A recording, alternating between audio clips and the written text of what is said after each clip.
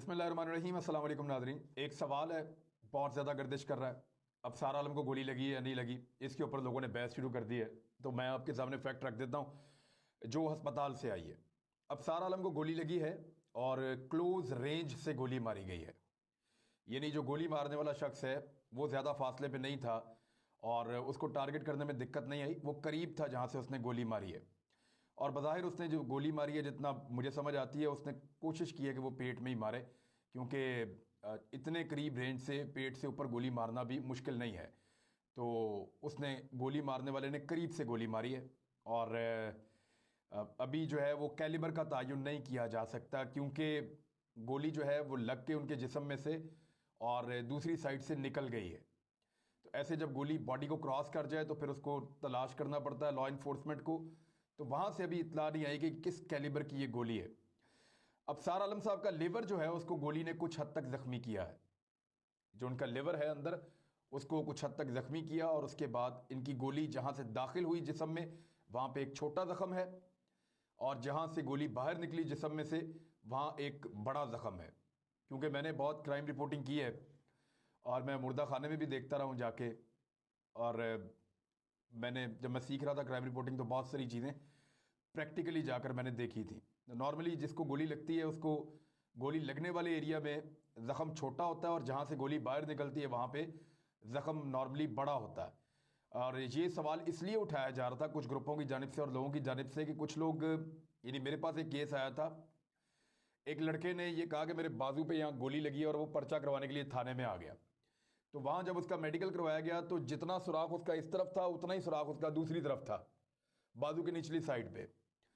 تو اس کے بعد ڈاکٹرز نے یہ رپورٹ دی کہ اس کو گولی نہیں لگی، یہ کسی راڈ سے اس شخص نے اپنے جسم میں سوراخ کیا ہے اور گولی لگانے کا بہانہ بنا کے یہاں پہ آ گیا ہے، کسی کے اوپر مقدمہ کروانا چاہتا ہے۔ تو بعد میں جب اس سے انویسٹیگیشن ہوئی تو اس نے کہا جی بالکل میں نے ایک وہ برف توڑنے والا جو سوا ہوتا ہے اس کو گرم کر کے اپنی سکن میں یہاں سے مار کے دوسری طرف سے نکالا تھا تاکہ میں اپنے ایک مخالف کے اوپر پرچہ کروا سکوں۔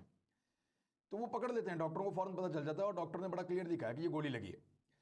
اب اس معاملے میں جہاں دیکھیں دو چیزیں ہوئی ہیں اس معاملے میں، جہاں کچھ لوگ یہ کہہ رہے ہیں کہ آئی ایس آئی نے گولی ماری یا مروائی، یا جنرل فیض حمید کے اوپر کیونکہ تنقید کی تھی ابصار عالم نے، اس لیے جنرل صاحب نے گولی مروائی یا گولی لگی ان کو، جہاں یہ بات زیادتی ہے نا، یہ کہنا زیادتی ہے بغیر ثبوت کے، وہاں یہ کہنا بھی زیادتی ہے کہ ان کو گولی لگی نہیں۔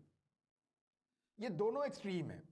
ایک ایکسٹریم یہ ہے کہ جناب ابھی ایک بندے کو گولی لگی ہے، پتہ نہیں کس نے ماری، کیا ہوا، انویسٹیگیشن بھی نہیں ہوئی، سیدھی انگلی اٹھائی جی فلاں بندے نے ماری کیونکہ فلاں بندے کے خلاف تھا، اور دوسری طرف یہ کہتے ہیں گولی تو لگی نہیں اس کو۔ تو یہ دونوں ایکسٹریم پوزیشنز ہیں اور یہ دونوں نہیں ہونی چاہیے۔ نیو یارک ٹائمز کے اندر ان کے بارے میں خبر چھپی ہے، چھپنی تھی، آپ کو پتہ ہے پاکستان کے بارے میں کوئی بھی بری چیز وہ چھوڑتے نہیں ہیں۔ ہیڈ لائن بڑی پسندیدہ چھپی ہے، جو اینٹی ملٹری یا اینٹی اسٹیبلشمنٹ لوگ ہیں ان کے لیے بڑی پسندیدہ ہوگی۔ Pakistani journalist is shot after criticising the military. Pakistan کا صحافی جو ہے اس کو گولی مار دی گئی جب اس نے فوج کے اوپر تنقید کی اس کے بعد۔ اچھا، اب یہ ابصار عالم صاحب کے بارے میں بتا رہے ہیں۔ ابصار عالم صاحب خود اپنے بیان میں کہہ چکے ہیں کہ میں صحافت سے ریٹائر ہو گیا ہوں۔ ویسے صحافی ریٹائر نہیں ہوتا، اس کی 60-70 سال تھوڑی ہوتی ہے، وہ جب تک مر نہیں جاتا تب تک وہ صحافی رہتا ہے، جب تک کہ وہ خود اس کام کو چھوڑ کے کوئی اور پیشہ اپنا کے یہ نہ کہہ دے کہ میں اب صحافی نہیں ہوں۔ تو ابصار عالم صاحب نے صحافت چھوڑ کے پی ایم ایل این کو جوائن تو کر لیا تھا۔ میرا یا آپ کا ابصار عالم کے ساتھ کوئی نظریاتی اختلاف ہو سکتا ہے، سوچ کا اختلاف ہو سکتا ہے، لیکن ان کو گولی نہیں لگی یہ جھوٹ ہے، ان کو گولی لگی یہ سچ ہے۔ اور یہ ڈاکٹر سے جو، کیونکہ میری براہ راست بات نہیں ہوئی، میرے ایک صحافی دوست ہیں ان کی بات ہوئی، میں نے ان سے یہ انفارمیشن اکٹھی کی اور میں آپ کو بتا رہا ہوں کہ ایکچولی ان کو گولی لگی ہے ابصار عالم صاحب کو، اور حامد میر کو بھی گولی لگی تھی۔ ویسے آپ کے سامنے میں نے بھی ان کے خلاف بی لاگ کیا ہے، ان سے مجھے سخت اختلاف ہے۔ وہ کوشش کرتے ہیں کہ کچھ نہ کچھ وہ ایسا کرتے رہیں جو ریاست کو سوٹ نہیں کرتا، اور اس کی ایک بڑی لمبی تاریخ ہے، ان کا سوچنے کا اپنا ایک طریقہ ہے حامد میر کا، اور مجھے اس سے اختلاف ہے۔ تھوڑے دن پہلے مجھے خطرے میں ڈال دیا تھا کہ عجیب و غریب چیز جو ہے اس کو ٹویٹ کر کے، پھر مجھے جواب دینا پڑا، میں نے دیا، میرا اختلاف اپنی جگہ پہ، لیکن حامد میر کو گولیاں لگی تھی، یہ بات سچ ہے، بالکل ویسے ہی جیسے ابصار عالم کو بھی گولی لگی ہے۔ اب یہ پتا کرنا کہ گولی کیوں لگی، گولی کس نے ماری، کس وجہ سے ماری، اصل کہانی کیا ہے، اس کی تحقیقات ایک بہت بڑا چیلنج ہے، اور یہ پولیس کے لیے بھی ہے، خاص طور پہ آئی ایس آئی کے لیے بھی ہے۔ یعنی اس خطے کا سب سے طاقتور آدمی کہا جاتا ہے D G I S I کو، وہ اس لیے ہے کہ اس خطے کی سب سے نمبر 1 ایجنسی ہے۔ نہ افغانستان میں کوئی ان کے جوڑ کا، نہ انڈیا میں کوئی ان کے جوڑ کا، نہ ایشیا میں کوئی ان کے جوڑ کا، اور آئی ایس آئی کو دنیا مانتی ہے، اور اس ایجنسی کے سربراہ کے اوپر ایک الزام لگتا ہے کہ اس بندے نے فلاں بندے کو مارا ہے یا مروایا ہے، اور وہ کہتے ہیں میں نے نہیں مارا، کوئی اور مار کے چلا گیا۔ یہی آ رہا ہے نا موقف مختلف جو سورسز سے آ رہا ہے کہ بلا وجہ ان کو بدنام کیا جا رہا ہے۔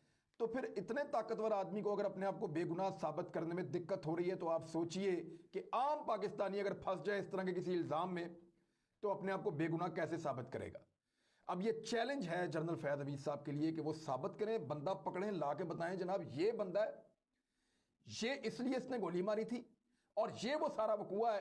اور آئی ایس آئی کو بھی اس پہ کام اس لیے کرنا چاہیے کہ ان کے اوپر ایلیگیشن لگ رہا ہے۔ بہرحال ویسے تو یہ کام پولیس کا ہے، اور پولیس کو اس پہ پورا زور لگانا چاہیے۔ ایک اعلیٰ آفیسر کے اوپر انکوائری ٹیم بنائی گئی ہے، لیٹس سی اس میں کیا بنتا ہے۔ شاہد خاقان عباسی صاحب، ان کو اسپیکر قومی اسمبلی نے نوٹس بھجوا دیا ہے۔ میں نے آپ کو کل بھی وی لاگ میں کہا تھا، میں اب بھی کہہ رہا ہوں کہ شاہد خاقان عباسی صاحب نارملی ویسے نہیں ہیں جیسا وہ دکھتے ہیں یا جس طرح کے وہ ہیں۔ وہ غصے والے بھی ہیں، پیپلز پارٹی کے دور میں بھی ان کے بڑے جھگڑے رہے ہیں، پی ایم ایل این کے دور حکومت میں بھی وہ بڑے اگریسو رہے ہیں، بعد میں ان کو وزیر اعظم پاکستان بنا دیا گیا، نواز شریف صاحب کے بہت قریبی ساتھی ہیں اور شروع سے ان کے ساتھ ہیں۔ ابھی جو انہوں نے کہا کہ اسپیکر کو جوتا اٹھا کے ماروں گا میں آپ کو، یہ بڑی معیوب بات ہے اور بڑی اخلاق سے گری ہوئی اور گھٹیا بات ہے۔ لیکن میں حیران اس لیے ہو رہا ہوں کہ وہ لوگ جو سارا دن، میں صاف کہہ دیتا ہوں، پاکستان تحریک انصاف کو یا پیپلز پارٹی کو یا علماء اکرام کی جماعتوں کو یا ایک وقت تھا کہ طاہر القادری کو بھی، یہ سارے لوگ جو ہر وقت یہ کہتے رہتے ہیں کہ اپنی زبان پہ کنٹرول کیجئے، آپ کی زبان بڑی گندی ہے، آپ بڑے گندے الفاظ بولتے ہیں، آپ اس ملک میں سیاست کرنے کے قابل نہیں ہیں، جو سارا دن تانے دیتے ہیں دانشور، ان میں سے کوئی دانشور شاہد خاقان عباسی کے بارے میں ایک جملہ نہ بولا نہ لکھا، کسی نے بیان نہیں دیا، کسی نے مذمت نہیں کی، اور ہولٹا یہ رہا ہے کہ وہ اپنے اپنے پروگرامز میں اپنی اپنی جگہوں پہ بلا کے اپنے اپنے طور پہ شاہد خاقان عباسی کو جسٹیفائی کرنے کے لیے اپنا پلیٹ فارم دے رہے ہیں کہ آئیے جسٹیفائی کیجئے کہ آپ نے جوتا مارنے کی بات کی اسپیکر کے ساتھ، ہم آپ کو روم دیتے ہیں۔ یعنی ان کو ریسکیو کرنے کے لیے آگے ہیں۔ اس کی 2 وجوہات ہو سکتی ہیں۔ نمبر 1، یا ہوتا ہے انہیں لگتا ہے کہ پی ایم ایل این کے پاس یہ اختیار ہونا چاہیے کہ وہ جس کو چاہے گالی دیں، جس کے ساتھ چاہے بدتمیزی کریں، جس کو چاہے ذلیل کریں، یا ان کو لگتا ہے کہ پی ایم ایل این کرے تو خیر ہے، یہ جماعت ہی ایسی ہے، انہوں نے نہیں سدھرنا، یہ یہی کرتے رہیں گے۔ آپ کو یاد ہے انہوں نے بینظیر بھٹو صاحبہ کے دور میں کیا کیا تھا؟ انہوں نے نصرت بھٹو کے ساتھ کیا کیا تھا؟ جینا حرام کر دیا تھا ان کا۔ اور اب یہ کہتے ہیں کہ 90 کی سیاست سے زیادہ گندی سیاست اب ہو گئی ہے۔ دیکھیں میں آپ کو آج ثابت کر دوں گا کہ 90 کی دہائی کی سیاست جو پی ایم ایل این اور پیپلز پارٹی کے بیچ میں تھی، اس سے گندی سیاست پاکستان کی تاریخ میں کبھی نہیں آئی۔ وہ کہتے ہیں کہ اب پی ٹی آئی اس سے زیادہ گندی سیاست لے کر آئی، میں ثابت کر دیتا ہوں کہ اب نہیں ہے۔ میں چند چیزوں میں، جو لوگ میرے ہم عمر ہیں نا، انہوں نے 90 کی دہائی میں نہ کسی نائی کی دکان سے بال ضرور کٹوائے ہوں گے، کسی نہ کسی جنرل سٹور سے سامان ضرور خریدا ہوگا، کسی نہ کسی میڈیکل سٹور پہ ضرور کھڑے ہوں گے۔ آپ کو یاد ہے اس دور میں ایک چھوٹا سا اتنا سا بورڈ لگا ہوا ہوتا تھا، سیاسی گفتگو منع ہے، 90 کی دہائی میں۔ کیوں؟ کیونکہ لوگ گلے پڑتے تھے، لڑ پڑتے تھے، اس وقت ٹالرنس تھا ہی نہیں۔ ان دونوں پولیٹیکل پارٹیز نے اس لیول پہ معاملہ پہنچا دیا تھا کہ لوگ، اب آپ نے دیکھا کسی نائی کی دکان میں لکھا ہوا سیاسی گفتگو منع ہے؟ اب آپ نے دیکھا کسی جنرل سٹور پہ لکھا ہوا کہ سیاسی گفتگو منع ہے؟ اب آپ نے دیکھا کسی بس کے اندر لکھا ہوا کہ سیاسی گفتگو منع ہے؟ تب لکھا ہوا ہوتا تھا، پبلک پلیسز کے اوپر بھی لکھا ہوا ہوتا تھا کہ یہاں سیاسی گفتگو کرنا منع ہے۔ وجہ یہ تھی کہ لوگ گلے پڑتے تھے، جتم جتی ہو جاتے تھے، اس کو پنجابی میں لترو لتری کہتے ہیں، تو لوگ لڑ پڑتے تھے، ہمارے سامنے لڑائیاں ہو جاتی تھی۔ دوسرا، آپ نے گزشتہ چند سالوں میں کوئی ایسا نوجوان دیکھا ہو جس کے جسم پہ استری کا نشان ہے؟ نہیں دیکھا ہوگا۔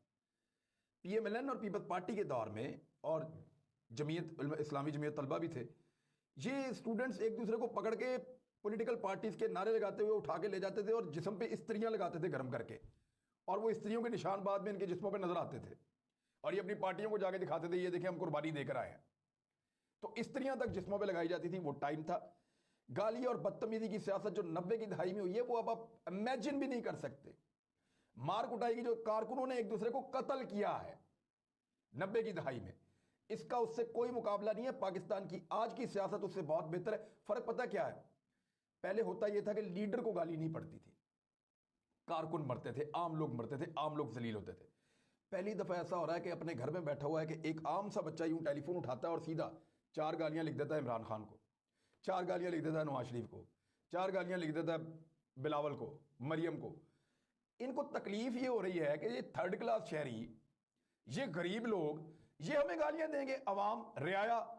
تو اب پہلی دفعہ ایسے ہوا ہے کہ رعایا کے پاس بدتمیزی کرنے کا, گالی دینے کا یا چلیں جواب دینے کا اختیار رعایا کے پاس آ گیا ہے. اس لیے برداشت نہیں ہو رہا. پہلے یہ اختیار مخصوص لوگوں کے پاس تھا, اب عام آدمی کے پاس آ گیا ہے. تو ان سے برداشت نہیں ہو رہا. یہ کیڑے مکوڑے یہ ہمیں تنقید کریں گے, یہ کیڑے مکوڑے یہ ہم سے سوال پوچھیں گے, یہ کیڑے مکوڑے یہ ہمیں کہیں گے کہ جواب دو. یہ ہے بات اصل میں جس کی تکلیف ہو رہی ہے, جس پہ کہا جا رہا ہے یہ بدتمیزی ہے. اور یہ بدتمیزی جو ہے پاکستان تحریک انصاف اس کی سب سے بڑی گناہ گار ہے کہ انہوں نے عام آدمی کو یا اس کلاس کو لا کے پالیٹکس میں داخل کر دیا جو کبھی سیاست میں آتی نہیں تھی. اب ان کے پاس یہ گیجٹس ہیں, وہ دن رات سوال پوچھتے ہیں, الٹا پی ٹی آئی سے بھی پوچھتے ہیں. تو یہ کبھی بھی برداشت نہیں کر سکتے. ان کو لگتا تھا رعایا ہمیشہ ہمارے آگے ایسے ہاتھ پھیلا کے رہے گی یا ایسے سلوٹ مار کے رہے گی, یا رعایا اسی بات پہ فخر کرے گی کہ ہم نے ان کے کندھے پہ ہاتھ رکھ دیا ہے یا ہم نے گزرتے ہوئے ان کو ہاتھ ہلا دیا ہے, ان کے لیے یہ کافی ہے. لیکن اب رعایا بدل گئی ہے, اور رعایت نہیں کر رہی, وہ سوال پوچھتی ہے. تو یہ ہے پرابلم ان کا کہ یہ لوگ اب شاہد خاقان عباسی صاحب نے ایک عجیب و غریب حرکت کر دی ہے. وہ اس بات پہ اڑ گئے ہیں کہ اسپیکر معافی مانگے. اسپیکر نے ان کو جو نوٹس بھیجا اس میں اسپیکر نے کہا ہے کہ واضح کریں 7 دن کے اندر اندر اپنی پوزیشن. اگر مقررہ وقت میں جواب نہ دے سکے تو پھر یہ تصور کیا جائے گا کہ وہ اپنا دفاع میں کچھ کہنے کے قابل نہیں ہے یا ان کے پاس دفاع میں کہنے کے لیے کچھ نہیں ہے. شاہد خاقان عباسی نے اسپیکر کے منصب کا تمسخر اڑایا ہے. الٹا شاہد خاقان عباسی کو جب رد عمل دینے کا موقع دیا میڈیا نے, تو انہوں نے کہا کہ اسپیکر قومی اسمبلی معافی مانگے پہلے, پھر میں مانگ لیتا ہوں. ایک تیسری خبر بھی ہے, وہ یہ ہے کہ جسٹس قاضی فائد عیسیٰ صاحب نے ان 3 سوالوں کے جواب دینے کے حوالے سے ایک موقف اختیار کر لیا ہے جو کل سوالات پوچھے تھے بینچ کے سربراہ جناب جسٹس عمر عطا بندیال صاحب نے. وہ 3 سوال تھے, اور ان تینوں سوالات کے حوالے سے انہوں نے کہا کہ مجھے اور میری اہلیہ کو FBR کی رپورٹ پر اعتراض ہے, اور ان سوال کا جواب دینے کا مطلب یہ ہے کہ ہم اس رپورٹ کو تسلیم کر رہے ہیں. اور انہوں نے کہا کہ مجھے ایسا لگتا ہے کہ جو سوالات معزز جج صاحب نے پوچھے ہیں, یہ سوالات انہوں نے FBR کی رپورٹ سے اخذ کیے ہیں, اس کے نتیجے پہ ان کے دماغ میں یہ سوال ہے. تو میں حالانکہ سادے سوال تھے کہ ان جائیدادوں سے آپ کا کوئی تعلق ہے, ان کی خریداری میں آپ کا کوئی پیسہ استعمال ہوا ہے, یا تیسرا ایک سوال تھا کہ کسی بھی قسم کی یہ جو چیزیں ہوتی ہیں اس میں آپ کا کوئی عمل دخل ہے یا نہیں ہے. تینوں چیزیں سمپل پوچھی ہیں کہ سرینا عیسیٰ کے جتنے بھی اثاثے یا ایسٹس انہوں نے بیرون ملک بنائے ہیں ان میں آپ کا کیا کردار ہے. 3 سادہ سوال پوچھے تھے, تو ان کا جواب انہوں نے دینے سے انکار کر دیا. میرے لیے یہ حیرت کی بات ہے. ایک بندہ پکڑا گیا جی چوک یتیم خانہ سے. میں آپ کو کہہ رہا ہوں نا کہ تحریک لبیک کیونکہ ایک نئی پولیٹیکل پارٹی ہے, ان کی ممبرشپ ویسے نہیں ہے, اب تو قلعدم ہو گئی ہے. وہ ہو سکتا ہے کہ وہ واپس آ جائیں, کیونکہ اس کے لیے ان کو اپیل کرنی پڑے گی. 1 مہینے تک ان کے پاس اپیل کا وقت ہے, گورنمنٹ آف پنجاب کے پاس کریں گے. اگر یہاں سے اپروو ہوتی ہے تو پھر وفاقی کابینہ کے پاس جائے گی, پتہ نہیں کیا بنے گا. لیکن یہ ضرور ہے کہ وہ عدالت میں بھی جا سکتے ہیں, آپشنز ہیں ان کے پاس. ایک نئے نام سے بھی جماعت بنا سکتے ہیں. اب وہ اس میدان میں آ گئے ہیں تو میدان کو اتنی جلدی خالی تو نہیں چھوڑیں گے. لیکن کیونکہ ایک نئی جماعت ہے اور بے شمار لوگ اس کے اندر آ جاتے ہیں, اور کیونکہ عشق رسول کا نعرہ لگتا ہے تو پھر ہر مسلمان آ جاتا ہے. انہی کے احتجاج میں تحریک انصاف والے بھی ہوتے ہیں, PMLN والے بھی ہوتے ہیں, پیپلز پارٹی والے بھی ہوتے ہیں, کیونکہ نبی اکرم صلی اللہ علیہ وآلہ وسلم تو سب کے ہیں. یہ سارے لوگ تحریک لبیک کو ووٹ ڈالیں یا نہ ڈالیں, لیکن جب وہ بلائیں گے تحفظ ناموس رسالت کے لیے تو سارے آ جائیں گے, اور بلائیں گے تو میں بھی آ جاؤں گا. اگر مجھے لگے گا کہ واقعی میں نبی اکرم صلی اللہ علیہ وآلہ وسلم کی حرمت کے لیے میں کوئی کردار ادا کر سکتا ہوں ان کے ساتھ مل کے, تو میں 100% جاؤں گا اور جا کے رول پلے کرنے کی کوشش کروں گا. اب یہاں پہ ایک بندہ یتیم خانہ کے نزدیک گرفتار ہوا ہے اور اس سے بڑے خوفناک انکشافات کیے ہیں. اس نے کہا جی کہ میں لانگ مارچ کی تیاری کر کے آیا تھا اور میں بہت غصے میں تھا. یہ جو پستول میرے پاس موجود ہے اس کے بعد ایک ہتھیار بھی تھا, پستول. اس نے کہا جی اس سے میں نے شیخ رشید احمد کو مارنا تھا, وفاقی وزیر داخلہ کو. اب شیخ رشید ساری زندگی کہتے رہے میں عاشق رسول ہوں, صرف ایک ان کے ساتھ کنفلکٹ یہ ہوا کہ یہ احتجاج کر رہے تھے, اس نے کہا جی میں کرنے نہیں دوں گا. یا ان کے ایک لیڈر کو گرفتار کیا تھا سعد حسین رضوی کو, تو اس پہ وہ غصے میں آ گئے تھے. کہیں خدا نہ خواستہ نبی اکرم صلی اللہ علیہ وآلہ وسلم کی نعوذ باللہ شان میں گستاخی تو نہیں کی شیخ رشید احمد نے؟ یا شیخ رشید نے کوئی ختم نبوت کے قانون کو تبدیل تو نہیں کیا؟ یا یہ شیخ رشید احمد وہی ہے جس نے باہر آ کے رولا ڈال دیا تھا کہ یہ ختم نبوت کے قانون سے چھیڑ چھاڑ کر رہے ہیں، روکو ان کو؟ اس کا تو احسان مند ہونا چاہیے آپ کو. تو شیخ رشید احمد کے اوپر قاتلانہ حملہ کیوں بھائی؟ یہ دیکھیں، آپ پولیٹکس کو اور مذہب کو الگ الگ کر دیں. سعد حسین رضوی کی گرفتاری کو ایک الگ ایشو سمجھیں، یہ توڑ پھوڑ کے معاملات کو الگ سمجھیں، ریاست کا اس کے خلاف ری ایکشن کو الگ سمجھیں، اور جو نبی اکرم صلی اللہ علیہ وآلہ وسلم کی شان میں گستاخی ہوئی ہے اس کو ایک الگ ایشو سمجھیں. اور اس ایشو کے اوپر پوری قوم آپ کے ساتھ کھڑی ہے اور آپ کے شانہ بشانہ کھڑی ہے. کوئی آپ کو یہ نہیں کہے گا کہ احتجاج نہ کیا جائے میکرون کے خلاف یا اس کی حکومت کے خلاف. طریقہ کار پہ اختلاف ہو سکتا ہے. بہرحال یہ ایک انتہائی خطرناک چیز ہے، اور کیونکہ جب اتنے بڑے پیمانے پہ اتنے بڑی تعداد میں لوگ جاتے ہیں تو چیک نہیں ہو سکتے، تلاشی نہیں ہو سکتی، یہ لوگ کہیں بھی پہنچ سکتے ہیں. اور موقع کا فائدہ اٹھاتے ہوئے اگر اس قسم کی کوئی اسیسینیشن ہو جائے تو کیا پاکستان اس کا متحمل ہو سکتا ہے؟ بالکل نہیں. تو ہمیں زیادہ ویجیلنٹ رہنا پڑے گا، ان جماعتوں کو بھی زیادہ ذمہ داری کا ثبوت دینا پڑے گا. اب تک لیے اتنا ہی. اپنا خیال رکھیے گا، اپنے اس چینل کا بھی. اللہ حافظ.